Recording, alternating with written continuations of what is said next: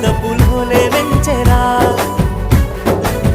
మైల పనే చేసిన మా నాయన మహారాజులే సాగరా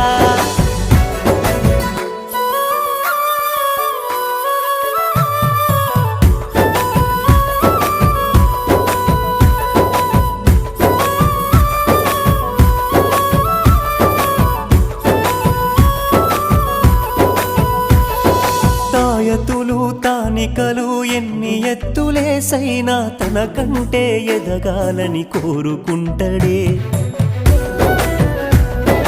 అప్పు చేసి తిప్పలైన నా గొప్పల కోసమని బుక్కులు కొనిపిచ్చి నన్ను చదివిపించెనే